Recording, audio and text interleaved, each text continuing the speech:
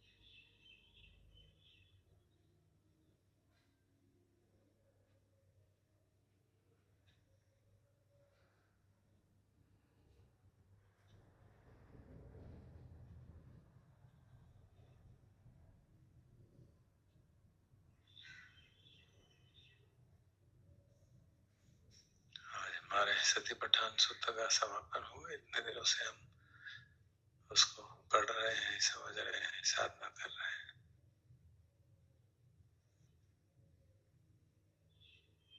क्या हमने मुख्य बातें सीखे, इसको दोहरा लेते हैं।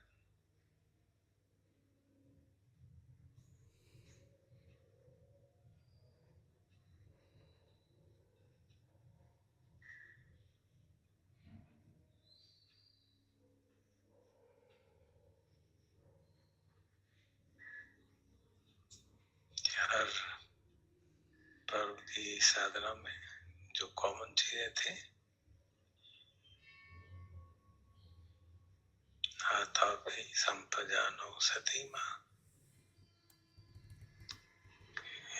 तब करता है सतीवान होके और सारी संपूर्ण जानकारी के साथ।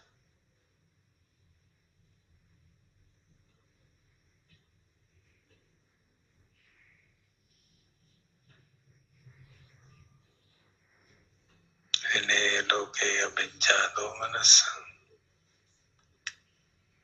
लोक के प्रति, बाहर का लोक और अंदर का लोक, दोनों के प्रति अभिज्ञा, कवटसनेस, उसके प्रति राग, और दो मनस्य, द्वेष, दोनों को दूर रख के साधना करता है।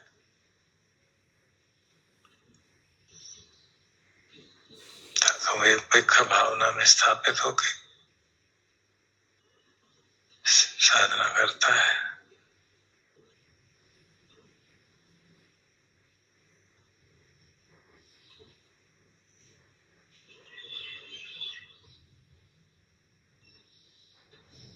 और ये साधना सिर्फ बैठे हुए नहीं, हर परिस्थिति में, हर पोस्चर में, बैठे हुए, खड़े, चलते, लेटे, काम करते हुए, खाते हुए, पीते हुए, हाथ फैलाते हुए, नहाते हुए, टॉयलेट में हुए, कभी भी, हर परिस्थिति में संपजानकारी होती।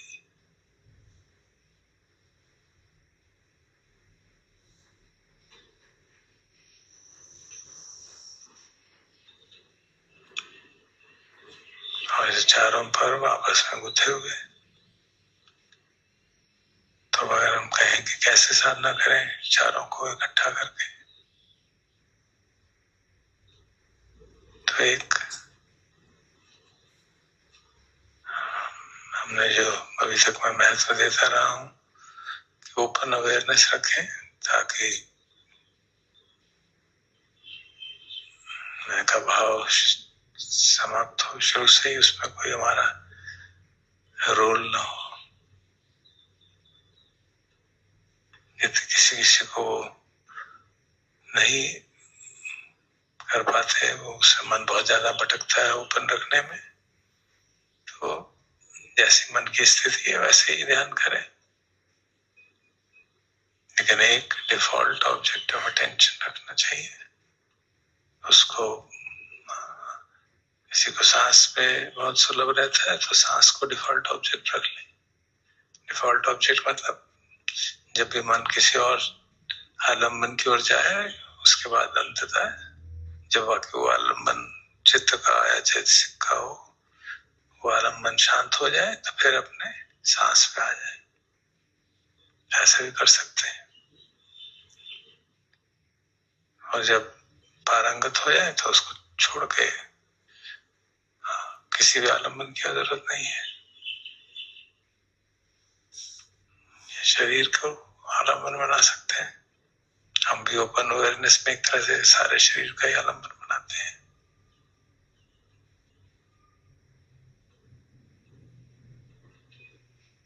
या साउंड ऑफ साइलेंस को आलम्बन बना सकते हैं। अगर अनंतनाथ निरंतर सुन रहे हैं तो उसको आलम्बन बना के देख सकते हैं। जो भी सुलभ हो उसको आलम्बन बना के फिर कायानुपश्ना, वेदनानुपश्ना, चित्तानुपश्ना, धम्मानुपश्ना। तो बेसिकली यही करेंगे कि अपना जो आलम्बन है उसमें ध्यान करना शुरू करते हैं। और जब जैसी मन की स्थिति हो उसके अनुसार क्या इस समय उपयुक्त है करना, वैसा करेंगे।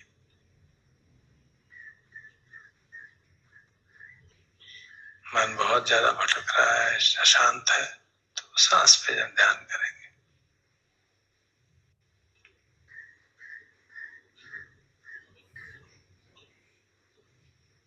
मन में बहुत राग जाग रहा है, वासना जाग रही है, तो प्रतिकूल मनसिकार भवम 32 संगों का अत्थि मस्मिन् काये केसा लोमा दथा दंता तचो वंसा नारु, उसका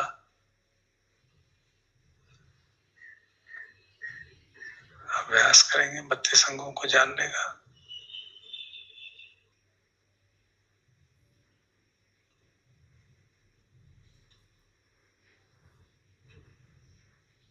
मन में शिथिलता जाग रही है, उसको एनर्जाइज करना है तो धातु मन से कार। चलो देखते हैं क्या क्या धातुएं उठ रही हैं।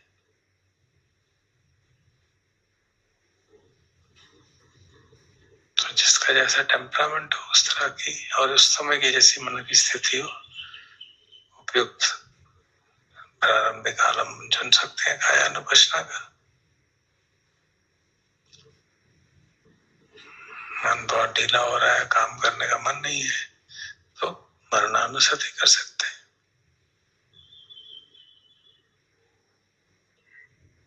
जो 9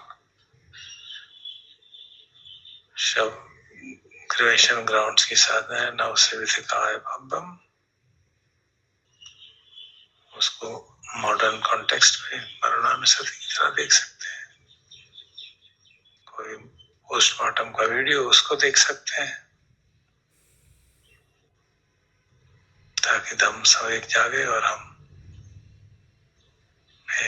वीर्य जागे, हाथा भी संपजानो हो सके।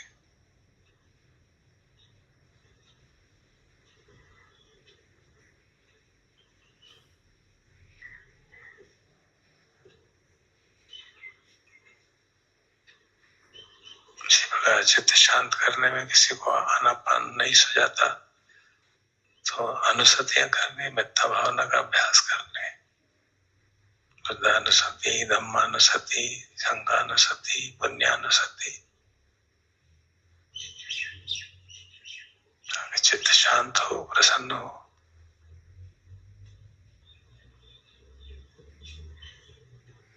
तो अपने आप को जांच के जैसी उस समय की परिस्थिति है उसके अनुरूप साधना शुरू कर सकते हैं।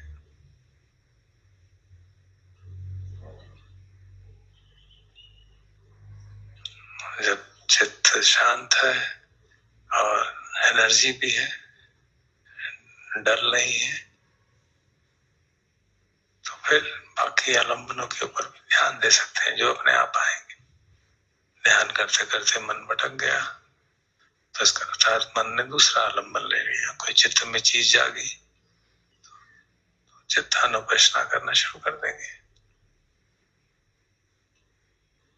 काया को देखते देखते काया के अंदर वेदनाएं महसूस हो रही हैं, अच्छा लग रहा है, बुरा लग रहा है, या कुछ शब्द सुनाई दिया साधना करते हुए तो उसकी ओर ध्यान चला गया, देख लिया कैसी वेदना हो रही है, कैसा शब्द है, या कोई और इंद्री पे स्मेल आ गई, आँख खुल गई, कुछ दिख गया। तो हर परिस्थिति को ध्यान का क्षेत्र बनाए रखेंगे।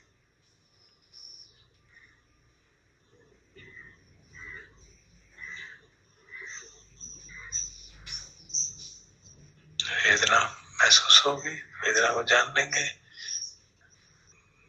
बाहर कुछ नहीं हो रहा, सिर्फ शरीर को देख रहे हैं, कायानुपश्ना उस तरह से कर रहे हैं बॉडी स्कैन करके, तो हर शरीर के पार्ट में क्या महसूस हो रहा है उसको जान रहे हैं। जो संवेदना है उसको धातु मनसिकार उपक्रम से एनालाइज कर सकते हैं, या जो उसका मेंटल टोन है, इफेक्टिव टोन है, सुखद वेदना है या दुखद वेदना है कि या सुखद दुखद है, तो उसको वेदनानुपश्ना कर सकते हैं। चित्त में जब भी कुछ उठे तो चित्तानुपश्ना कर ले, और कोई चीज उठे और निकले ही ना, बार बार आ रही है, तो धम्मानुपश्ना में देखिए निवरण क्यों आ रहा है, उसको समझने का प्रयास करेंगे। यथा च अनुपन्नस्य कामछन्दस्य उपादो होती तंच भजायाति। इसी तरह बाकी के निवरणों के प्रति भी था।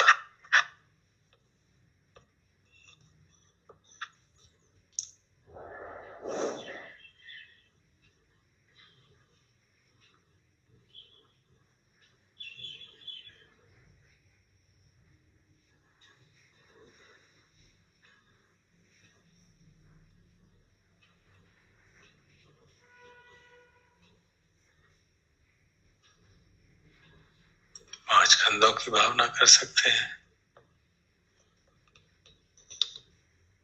उनको टुकड़े टुकड़े करके देख सकते हैं। अब देख रहे हैं तो समझ रहे हैं कि ये रूप है, ये इसका स्वभाव है, ये इसमें धातुएं से बना हुआ है, फिर ऐसी वेदना है, इस तरह की वेदनाएं होती हैं, ये संज्ञा है, देखो कैसे कोई भी सेंसरी इंपैक्ट होता है, इंद्रिय पे कोई भी स्पर्श होता है तो किस तरह से वेदना और संज्ञा आपस में जुड़े हुए हैं। संज्ञा वेदना को इन्फ्लुएंस करती है, वेदना संज्ञा को करती है, तो इसको हम जांच सकते हैं इस समय की परिस्थिति से, पुरानी याददाश्त से, क्योंकि संज्ञा एक्यूमुलेटेड नॉलेज है, मेमोरी है।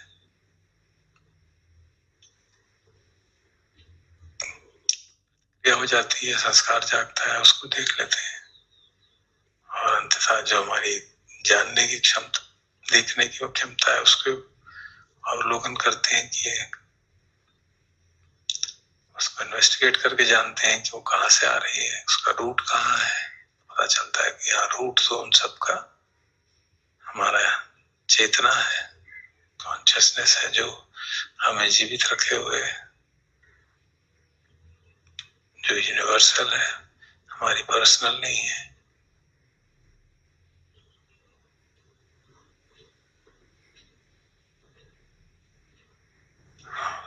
हमेशा रहती है, हमने हमारे द्वारा बनाई गई नहीं है, प्रकृति का एक नैसर्गिक अंग है।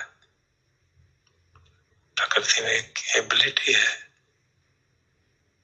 जानने की, और वो जानने की एबिलिटी विभिन्न ग्रेडेशंस में, विभिन्न प्राणियों में मैनिफेस्ट होती है।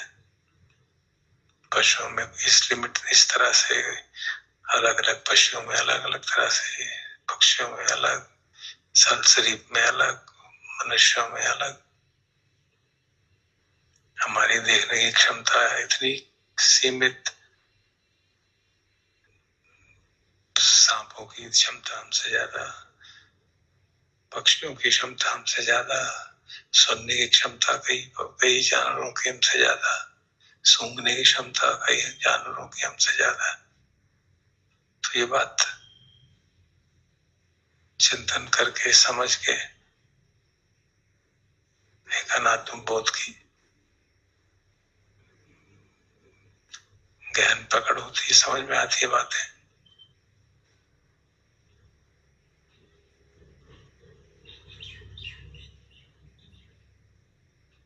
और जब बहुत अच्छी तरह ध्यान हो रहा है, निरंतरता से मन भटक नहीं रहा, तो भी जान ले अच्छा सती का बोधि का अंग जागा हुआ, उसको जानना आवश्यक, क्योंकि वरना क्या होता है, वो बहुत अच्छी साधना हो रही है और मन एकदम राग जगा लेता है और वही साधना बैठ जाती है। तो बोधि का अंग को जानना भी आवश्यक। अच्छा तो ये है सती सबको जंगम, अच्छा ये है धम्म विजय, मैं तो कितनी ठीक से कर पा रहा हूँ, अच्छी बात है। ये भी कंडीशन फिनोमेना है, अराइज हुआ है, चलो और सजग रहते हैं, इसको बहुलीकृत करते हैं, इसको और डेवलप करते हैं। ये वीर्य है, ये प्रीति है, तो जो अनुभव में आए उसको जान ले, मन में संतोष रहे, मन में उपेक्षा भाव रहे, ताकि उसका बहुलीकरण हो, उसकी बढ़ोतरी हो, ऐसा ना हो कि वो घट जाए अगर हम उसके प्रति राग जगा लेते हैं।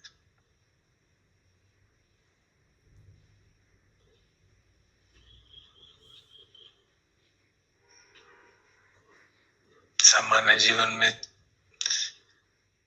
आंखें खुली हैं, कुछ देख रहे हैं, कुछ सुन रहे हैं, कुछ सूंघ रहे हैं, सजग रहे हैं।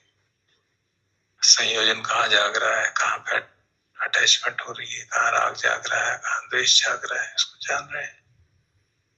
और कैसे उनके साथ मैं का भाव लगा हुआ है, उसको समझ रहे हैं, सक्काय दृष्टि को समझ रहे हैं। कहीं अपनी कन्वेंशंस के कारण, हैबिट के कारण कुछ काम कर रहे हैं, तो समझ रहे हैं कि ये चाहिए है शील पथ परामर्श। और कभी डाउट होने लगता है तो उसको जान रहे हैं, चाहे इसको शंका कहते हैं, विचिकित्सा है।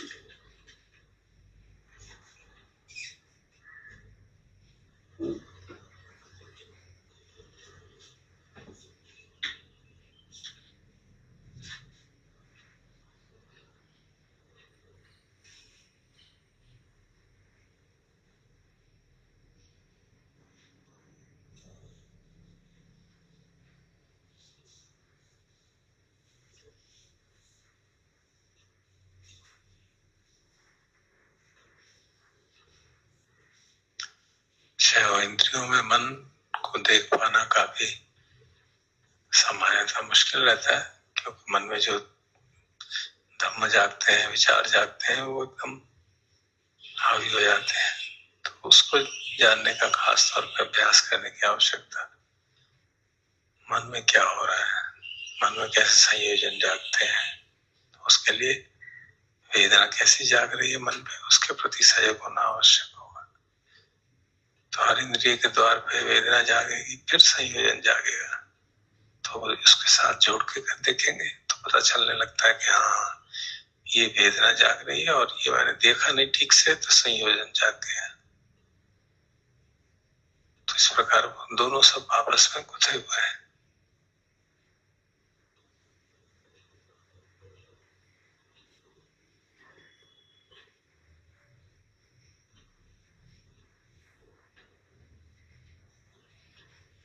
और अगर चार आर्य सत्य के पैराडाइम से करना चाहे तो सबसे सुलभ है, जब भी मन में कुछ हलन चलन हो, बेचैनी हो, राग हो, द्वेष हो, जान ले कि ये दुख है, और फिर शांत होके उसका अनुभव करें। दुख क्या है,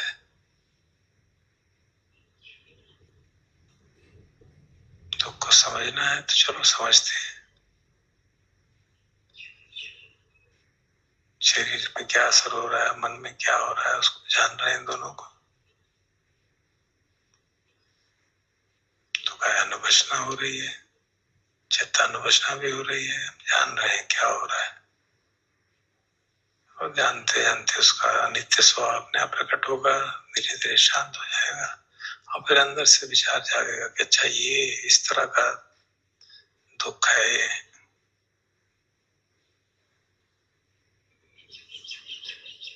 ये वहां पे इच्छा न लभते तम अपि दुखम, ये इच्छा है, ये पूरी नहीं हो रही है। तो स्पष्ट हो गया कि हाँ हाँ, तो ये तृष्णा है। तो प्रथम आर्य सत्य के अंडरस्टैंडिंग में ही सेकेंड आर्य सत्य की बात समझ में आने लग गई। अच्छा ये तृष्णा है तो इसको छोड़ देना चाहिए।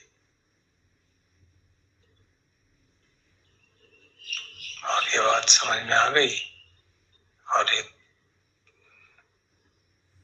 तृष्णा को हमने त्याग दिया तो दुख निरोध हो जाएगा, अपने आप मालूम पड़ जाएगा। तीसरा आर्य सत्य अनुभव पे आ जाएगा। तो और फिर हम चाहें, जरूर चाहें तो रिव्यू कर सकते हैं कि देखो कौन कौन से मार्ग के अंग इस समय उपलब्ध थे जिनके कारण ये जो टेम्परेरी सेसेशन हुआ है, टेम्परेरी दुख से समाप्ति हुई है। तो अष्टांगिक मार्ग का अवलोकन कर सकते हैं।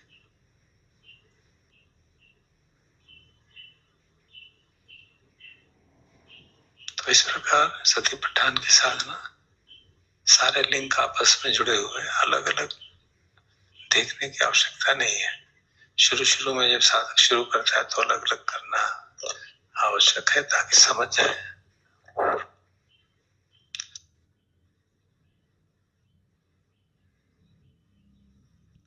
जैसे जैसे अभ्यास करते हैं तो ये सारे लिंक आपस में अपने आप प्रकट हो जाते हैं। केवल सजग रहने की आवश्यकता है और ओपन अवेयरनेस से करेंगे तो मैं का भाव काफी कम हो जाता है। उसमें बस यही है कि ध्यान को बनाए रखना थोड़ा कठिन। काफी समय जब कोई स्टिमुलस नहीं आ रहा तो जो इनविद है वो हावी होने लगता है, या कोई न्यूट्रल फीलिंग है तो मन जो है अपने उधेड़-बुन में लग जाता है, प्रपंच में लग जाता है। तो जैसी परिस्थिति है उसी हिसाब से ध्यान का तरीका भी चुना जा सकता है। ओपन अवेयरनेस में बहुत भटकाव हो रहा है तो सांस को डिफॉल्ट ऑब्जेक्ट बना सकते हैं, शरीर को डिफॉल्ट ऑब्जेक्ट सिस्टमैटिक स्कैनिंग कर सकते हैं।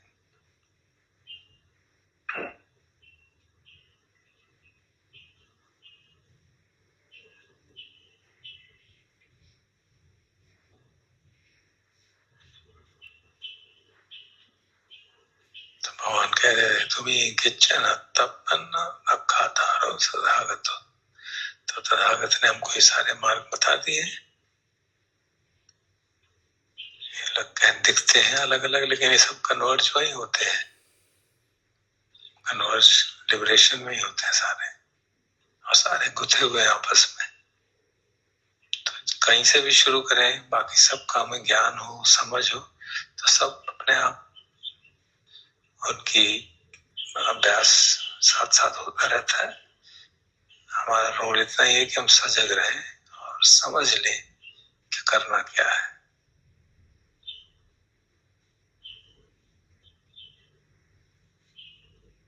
तो बस यही खाद है जो हमारे को इस पौधे में, धर्म के पौधे में डालनी है।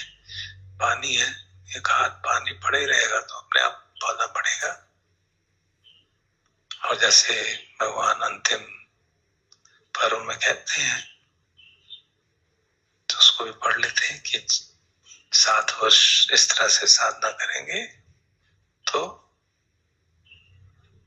या तो अनागामी फल प्राप्त करेंगे या कंप्लीट कंप्लीट मुक्ति हो जाएगी, अनंतवाद प्राप्त करेंगे। और फिर वो बताते हैं डिपेंडिंग ऑन माइंड स्टेट कि 7 वर्ष क्या, उससे कम में भी, और कम करते करते 7 दिन की भी बात करते हैं। और हम सूत्र में पढ़ते हैं, बाह्य सूत्र 2 मिनट में उनको समझ में आ गई बात, दिट्टे दिट्ट मत्तम भविष्यति, और कुछ ही चंद ही मिनटों में वो मुक्त हो गए पूरी तरह से।